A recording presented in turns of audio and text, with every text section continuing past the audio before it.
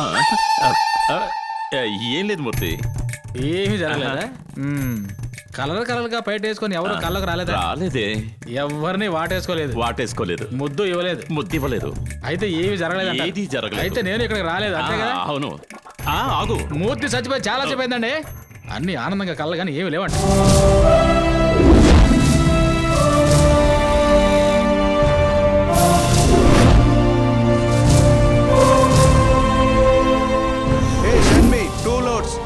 చందబండు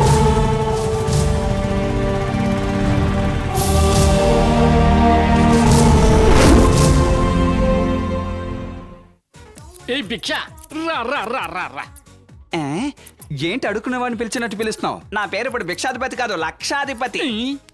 అంత నీ టైం రా గారు పిలుస్తున్నారా? అయ్యగారా? నాకు తెలిసిన ఒకే ఒక అయ్యగారు మహేంద్ర అయ్యగారే. మరి నువ్వెవరి గురించి చెప్తున్నావు? గో మీద కొట్టానంటే గుంటూరులో పడతావు. ₹2 కోసం అయ్యగారి ఇంటి ముందు చేతులు కట్టి నిలబడ్డం మర్చిపోయావట్రా? నీ క్రాపింగ్ తెలియదురా, గుండు కొట్టడమే తెలుసు. అది అప్పుడు. ఇప్పుడు అపాయింట్మెంట్ తీసుకోవాలి. ఈ రోజు ఫుల్. నువ్వు వచ్చి పాత కస్టమర్ అని చెప్తున్నావు. ఏంటి బెదిరిస్తున్నావు? కావాలంటే టోకెన్ తీసుకెళ్ళు, మీ అయ్యగారిని రేపు రమ్మని చెప్పు. రే, ఆ రోజు నీ ఏళ్ళు కాదురా చెయ్యి తెక్కొట్టేవలసింది. అయ్యగారు ఎక్కడ్రా వాడు? అసలే అది కోతి, దానికి పిచ్చెక్కింది, పైగా కళ్ళు తాగింది. ఇక ఎలా ఉంటుందో మీరే ఆలోచించ. అయ్యగారి గడ్డం పెరిగిందా, అయ్యగారి గడ్డం పెరిగిందని గుమ్మం ముందే పడిగాపులు కాచే ఎదవకి ఇప్పుడు అదృష్టం వచ్చింది. గుండ్రంగా తిరిగే కుర్చీలో కూర్చోబెట్టి గొరికెత్తనాడు. ఆ చేత గొరికించుకోవడానికి అపాయింట్మెంట్ కావాలంట. ఇది కూడా బాధ అనిపించలేదు. మిమ్మల్ని చూసి పాత కస్టమర్ అని చెప్పేశాడు. అన్ని నా కాలు కింద తొక్కెత్తనికన్నా ఆత్రం తీరదయ్యా. ఇదంతా మహేంద్ర గాడి పని. కోతి తాను చెడింది మాత్రమే కాకుండా ఈ వనాన్ని మొత్తం చెడిపేసింది. ఇక మన పనులన్నీ మనమే చేసుకోవాలేమో. అవునయ్యా. తల దించుకున్న వాళ్లే ఇప్పుడు కాలు రగరేస్తున్నారు.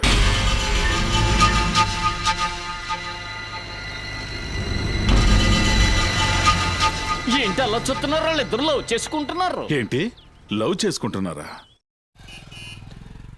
నేనే స్వయంగా రావాలనుకున్నాను, కుదరలేదు. ఉత్తమ టీచర్ అవార్డు పొందినందుకు వందనాలు. నేను పిల్లలకి చదువు చెప్పి పరీక్షల్లో పాస్ చేయించగలను అంతే. కానీ మీరు చదువుకొని ఈ జనాన్ని జీవితంలో పాస్ చేయించారు. నా దృష్టిలో మీరే బెస్ట్ టీచర్. ఈ ఊరికి మీరు రాకముందు ఈ ఊరిని చూశాను, మీరు వచ్చిన తర్వాత ఈ ఊరిని చూస్తున్నాను. ఇక్కడున్న జనాలంతా మీ మాటే కదా వింటున్నారు. నా మాట మీ అమ్మాయి వినడం లేదే. మీ అమ్మాయిని బ్యాంక్లో వర్క్ చేయమన్నాను, వినడం లేదు. నాకు మా నాన్నలాగే టీచర్ అవ్వడమే ఇష్టం. నాకు ఆయనలాగే బెస్ట్ టీచర్ అవార్డు తీసుకోవాలి. ఈ రోజు ఒక ఇంటర్వ్యూ కోసం బయట ఊరికి వెళ్తున్నాను. మీ బ్యాంకులోంచి ఈ నోటీస్ వచ్చింది. ఇదా లోన్ కట్టని వాళ్ళకి జ్ఞాపకం చేయడానికి అఫీషియల్ లెటర్ పంపించారు. ఇంగ్లీష్లో అఫీషియల్ లెటర్ అని చెప్పినా కూడా నాకు సంబంధించినంత వరకు అది అప్పు నోటీసే. మా ఊర్లో ఉన్న ల్యాండ్ ఇంకా లిటిగేషన్లోనే ఉంది. ఆ సమస్య తీరిపోతుంది. తప్పకుండా మీ అప్పు తీరుస్తాను. అప్పుగా ఇచ్చింది వెళ్ళి కలెక్ట్ చేసుకోవాలంటారు. మీరు వెతుక్కునొచ్చి చెప్తున్నారు. మీరెందుకు సార్ మోసం చేస్తారు? ఎప్పుడైనా ఇవ్వండి, పర్వాలేదు. సంతోషం. మంచిది. ఆ జయంతి, ఆ? నువ్వు మీ నాన్నలాగే మంచి టీచర్గా పేరు తెచ్చుకోవాలి. All the best. నాన్న, తాళాలు లోపలే మర్చిపోయాను. అక్కడెందుకు పెట్టావమ్మా? సరే వెళ్ళి తీసుకురాపో, నేను బయట ఉంటాను. ఓకే నాన్న. ఓకే. ఏంటి? అది తాళాలు కనిపించడం లేదు. తాళం చేయ కనిపించలేదా? ఆ, ఆ, ఎక్కడ పెట్టాను?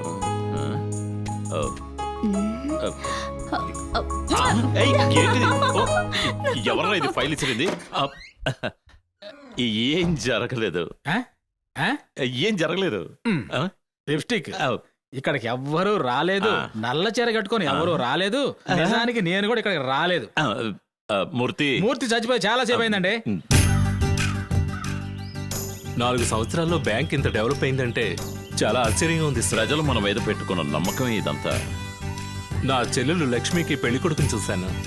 అమెరికాలో కంప్యూటర్ ఇంజనీర్గా వర్క్ చేస్తున్నాడు. నేనైతే అమెరికాను మ్యాప్లో చూడటమే. మీరు మనసు పెట్టారంటే నా చెల్లెలు అమెరికాలో ఉంటుంది. చాలా సంతోషంగా ఉంది. నేనేం చెయ్యాలి? 5 లక్షలు అప్పుగా ఇచ్చారంటే ఈ పెళ్లి సూపర్గా జరుగుతుంది. పెళ్లి ఖర్చు అంత అవుతుందా? కాదు, పెళ్లి ఖర్చు సెపరేట్, ఇది కట్నం. కట్నమా? మీ పలుకుబడితో మన బ్యాంక్ నుంచి 5 లక్షలు ఇప్పించారు అంటే నా చెల్లెలు అమెరికా వెళుతుంది. 10 రూపాయలుగా జనం దగ్గర నుంచి తీసుకుని బ్యాంక్ ప్రారంభించింది వాళ్ళ కష్టాలు తీర్చడానికే గాని మన సొంత కోరికలు తీర్చుకోవడానికి కాదు. 5 లక్షలు అడుగుతున్నారే, అది మన పిల్లని ఇన్ని సంవత్సరాలు పెంచిన దానికి శిక్ష, లేక తను జీవించడానికి మనమిచ్చే లంచమా? ఏదైనా సరే మన అందుబాటులో ఉండాలే గాని మన చేయి దాటిపోకూడదు. కాస్త ఆపండి, నేను దిగిపోతాను. నాతో వచ్చిన వాళ్ళని మధ్యలో వదిలి వెళ్ళడం నాకు అలవాట్లేదు.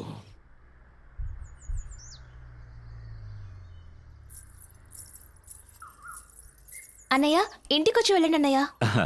నాకు కొంచెం పనుంది, నేను ఇంకో రోజు వస్తాను. ఒక్క నిమిషం అన్నయ్య.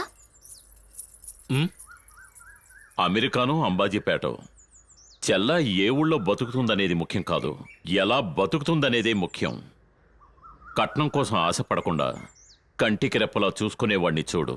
నేనే దగ్గరుండి నా సొంత ఖర్చులతో పెళ్లి చేస్తాను. అన్నయ్య ఎప్పుడొచ్చినా ఏమి తీసుకోకుండా వెళ్ళిపోతారు. మజ్జిగైనా తాగండి అన్నయ్య.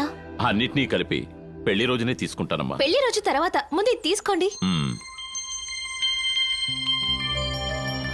థ్యాంక్స్ అమ్మా, వస్తాను.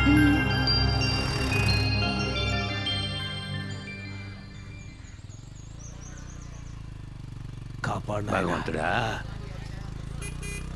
అయ్యా, మాస్టారు రాధాకృష్ణ గారంటే మీరేనా? అవును, మీరెవరు? అయ్యా, మేం మహేంద్ర బ్యాంక్ నుంచి వస్తున్నాం. డబ్బులు ఎవరైతే కట్టలేదో వాళ్ళని వెతుక్కుంటూ వెళ్ళి డబ్బులు వసూలు చేస్తున్నాం. అలా డబ్బులు కట్టని లిస్టులో మీ పేరు కూడా ఉందయ్యా. నిన్న మహేంద్రని కలిసి డబ్బు త్వరలో కట్టేస్తానని చెప్పొచ్చానుగా. ఆయనే సార్ మమ్మల్ని పంపించింది. ఆఫీసర్ అంటే మొహం ముందు ఒకటి చెప్తారు, వెనకాతలు ఒకటి చెప్తారు సార్. మా మీద మీకు నమ్మకం లేదా? ఇదిగో చూడండి, ఇది మీదే కదా? అవును అయ్యా, మీరు మాస్టర్ కాబట్టి ఇది డీసెంట్ గా మాట్లాడుతున్నాం. అదే ఇంకెవరైనా అయితే ఒరే కుక్క, కడుపుకు అన్నం తింటున్నావా గడ్డి తింటున్నావా అని అసహ్యంగా అడిగేవాడు. అదే మీరు మాస్టర్ కదా, అందుకని డీసెంట్ గా అడుగుతున్నాం. ఏమండి, ఏమిటండి ఇది? పెద్ద ఎలాగైనా మాట్లాడేది? ఆడదానివి నలుగురిలోకి వచ్చినప్పుడు నోరు మూసుకొని సైలెంట్ గా చూడు, నోరు తెరవకూడదు. ఏదో ఒకటి సమాధానం చెప్పాలి కదయ్యా. నోట్లో ఏం పెట్టుకున్నావురా అని అదే ఇంకెవరైనా అయితే అడిగేవాళ్ళం. మీరు మాస్టర్ కదా, మిమ్మల్ని అలాగ అడగలమా? ఎంత మేము మాట్లాడినా దానికి సమాధానం చెప్పకపోతే ఇంకోళ్ళు అయి ఉంటే ఇలాగ కానీ మిమ్మల్ని కొట్టగలమా? మీరు మాస్టర్ కదా. ఇలా తోస్తేనే కింద పడిపోయారు. తక్కిన వాళ్ళు అయ్యి ఉంటే ఈ రకంగా ఇలా 2 తన్నులు తన్నేవాళ్ళం. మీరు మాస్టర్ కదా, మిమ్మల్ని అలా కొట్టలేము. లేవండి లేవండి లేవండి లేవండి. నొప్పిగా ఉందా? ఇలా అప్పు తీసుకున్న వాళ్ళకి ఈ అందమైన కూతురుంటే మాకు అప్పు చెప్పరా అని అడిగేవాళ్ళం. కానీ మిమ్మల్ని ఇలా ఊరు వాళ్ళ మధ్య పరువు మర్యాద తీసుకోకు. రేపు ఉదయం వస్తాం, డబ్బు రెడీ చేయి. రండ్రా.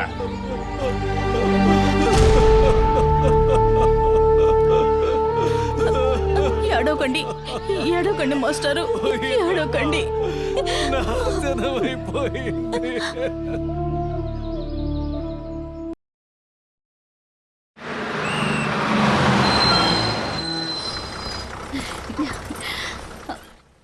జయంతి, జయంతి, అయ్యయ్యో, అమ్మా, నాన్నకేమైంది? మీ నాన్న మనల్ని వదిలిపెట్టాడు.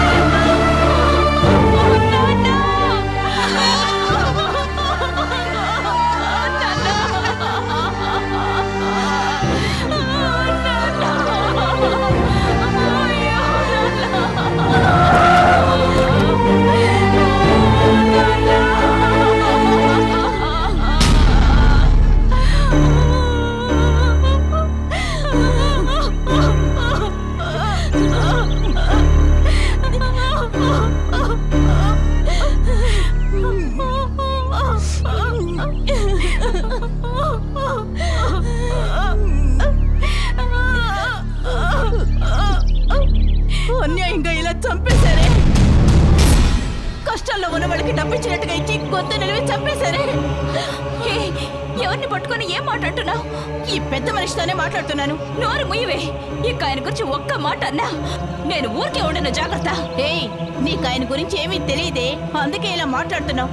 అందుకని నేను కళ్ళారా చూసిందంతా అబద్ధం అయిపోతుందా? ఈయన పంపిస్తేనే 4 రౌడీలు వచ్చారే. నీకు అనుమానంగా ఉంటే అడుగు, ఆయన్ని అడుగు, అడగవే. మీనాక్షి చెప్పేదంతా నిజమేనా? మీరు మనుషుల్ని పంపించారా? జయంతి, నేనెందుకు మనుషులను పంపిస్తాను? నువ్వేనా చెప్పు. అబద్ధం చెప్పకండి, మీరే కదా నలుగురిని పంపించారు.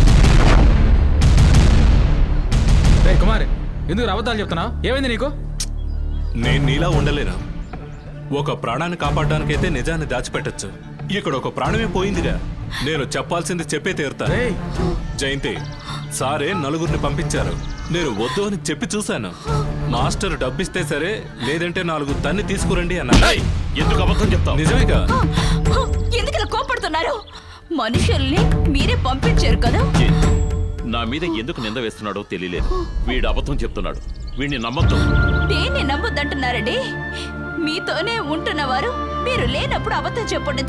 మిమ్మల్ని ఇలా పక్కనే పెట్టుకొని అబద్ధం చెప్తారా? హా? అదే జయంతి, వీడెందుకు అబద్ధం చెప్తున్నాడో నాకు అర్థం కావట్లేదు. అర్థమైతే మాత్రం మా నాన్న ప్రాణాలు తిరిగి వస్తాయా? అయ్యో జయంతి, నా మాట నమ్ము. ఎక్కడో తప్పు జరిగింది. తప్పు ఎక్కడో జరగలేదు. మేము మిమ్మల్ని నమ్మాం చూడండి. అదే మేము చేసిన తప్పు. జయంతి, నువ్వు దుఃఖంలో మాత్రం ఉంటే నీకు అర్థమయ్యేలా నేను చెప్పగలను. నువ్వు ఇప్పుడు ఆవేశంలో ఉన్నావు. నేను చెప్పే ఏ నిజం కూడా నీకు అబద్ధంలాగే ఉంటుంది. ఇక మీరు నాకు ఏమి చెప్పక్కర్లేదు. నాకు అంత అర్థమైంది. వెళ్ళండి, వెళ్ళండి, వెళ్ళు. ఆనందంలో కూడా ఒకరి కట్టి నుంచి కన్నీళ్లు రాకూడదనుకుంటాను నేను. నేను నిన్ను బాధ పెడతానా చెప్పు? ఏదో ఒక రోజు నిజం తెలుస్తుంది. ఆగు! ఓ హంతకుడు వేసిన దండ మా నాన్న శవ మీద కూడా ఉండకూడదు.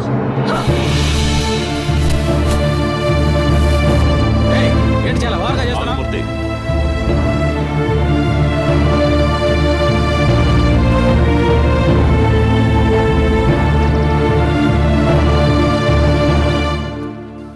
జయంతి, వాడు నీకు మాత్రం విరోధి కాదు, నాకు కూడా. వాడి మీద పగ తీర్చుకోవాలంటే నువ్వు మామూలు స్త్రీగా ఉంటే సరిపోదు. వచ్చే చైర్మన్ ఎలక్షన్లో నిన్ను నిలబెడతాను, గెలిపిస్తాను. ఇది మీ నాన్న మీద ప్రమాణం. మహాభారత యుద్ధంలో గెలిచింది ఎవరు? అర్జునుడు సార్. నిజానికి గెలిచింది శకుని.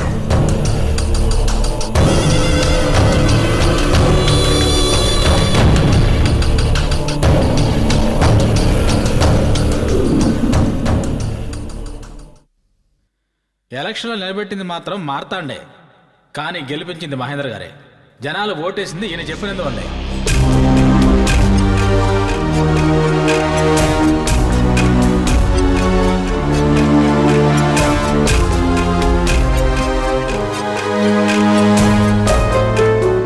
ఈ నిజాలేవి తను తెలుసుకోకుండా ఇంకా మార్తాడని నమ్ముతూ ఉంది. రేయ్, నా పేరు కూడా రాసావా? అవును, నువ్వు పెద్ద కలెక్టర్, నీ పేరు రాయాలి. నోరు మూసుకుంటూ రేయ్, ఏంటి మీరిద్దరు వచ్చి ఇక్కడ కూర్చున్నారు? వాచ్మెన్ వీడిని లోపలికి పోనేమన్నాడు. వదలని చెప్పాడా? నీ మొహం చూసాక వదలని. రేయ్, ఏ పని మీద ఇక్కడికి వచ్చారా? అయ్యగారిని ప్రత్యక్షంగా కలిసి మా మనసులో అగ్నిపర్వతంలో బద్దలవుతున్న విషయాన్ని ఆయన మొహం మీద చెప్పే తీరాలి. అలాంటిది ఏం జరిగిందయ్యా? ఏమయ్యా, ఊరు జనాలందరికీ మంచి చేసి నోరు లేని మాలాంటి వాళ్ళకి ఎంత ద్రోహం చేశాడో ఆ పెద్ద మనిషి నీకు తెలుసా? చెవిరింగ్ లో ముక్కు దుద్దులో మా నాన్న దొంగతనం చేసి వచ్చినప్పుడు, జనాలు తరుగుకుంటూ వచ్చినప్పుడు చీకట్లో ఏ చెట్టు చాటును దాక్కునేవాడు మా బాబు. ఇప్పుడు అలా ఉందా? ఊరంతా లైట్లు వెలిగించేసి మేము దాక్కోవడానికి చోటు లేకుండా చేశాడు. మేమే ఊరికేం బాధపడలేదు. బాధపడుతున్నా? ఓరి ఎదవల్లారా, ఊరికి రోడ్డు కరెంటు వేస్తే తప్పంటారా? తప్పే. మేకో కూడా దొంగతనం చేసి అడ్డదారిలో ఎవరికి దొరకకుండా పారిపోయాడు. కానీ ఇప్పుడు అలా ఉందా? ఊరంతా తారు రోడ్లు వేసేసి మా బాబు ఎక్కడ నడవడానికి లేకుండా చేసేసారు. అసలే మా బాబుకి ఆనకాళ్ళు. ఆయన పరిగెడుతున్నప్పుడు ఊళ్ళో వచ్చి పట్టేసుకోరా ఏంటి చెప్పండి? ఆగరా, ఏదో దొంగతనం చేసామంటే పంచాయతీతో సరిపోయేది. కానీ ఇదేదో కొత్తగా పోలీస్ స్టేషన్ ఓపెన్ చేస్తున్నా అంట. వాళ్ళు పోలీస్ స్టేషన్ తీసుకెళ్లి 10 రోజులు కూర్చోబెట్టి ఎర్రగా తీస్తున్నారు. తట్టుకోలేకపోతున్నా. ప్రజలు ఈయనకేం చేశారయ్యా? మేమేం ద్రోహం చేశాం? అవునబ్బా. మీరిద్దరేనయ్యా ఈ ఊరు జరుగుతున్న మంచి పనులన్నీ బాగా గుర్తుపెట్టుకొని ఫింగర్ టిప్స్ మీద ఉంచుకున్నారు. అవును, ఆ చేతిలో పేపర్ ఏమిటి? మా వాడు లోన్ తీసుకోవాలని ఆశపడుతున్నాడు. ఇదిగో అయ్యా. లోన్. లోన్ చేస్తే తిరిగి కట్టాలి, దానికి చాలా కష్టపడి పని చేయాల్సి ఉంటుంది. అందుకే ప్రయత్నం చేస్తున్నాడుగా. అలాగా? ఆ, అయితే ఒక చిన్న పరీక్ష అయ్యా. ఏంటి? ఈ రోజు సాయంత్రం 6 గంటల నుంచి రేపు సాయంత్రం 6 గంటల లోపు మీరు దొంగతనం చేయకుండా ఉన్నారనుకోండి, నేను మహేంద్ర గారితో చెప్పి లోన్ ఇప్పిస్తా. అయితే 7 గంటల తర్వాత దొంగతనం చేయి.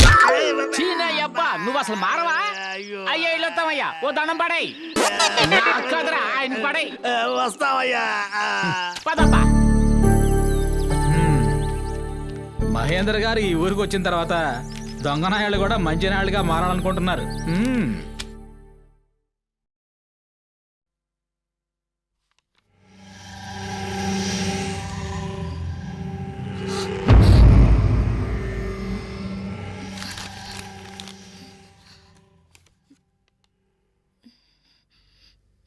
ఎందుకలా కంగారు పడుతున్నావు? ఏంటి వెనక దాస్తున్నావు? ఇవ్వు. ఏంటది? ఇవ్వు.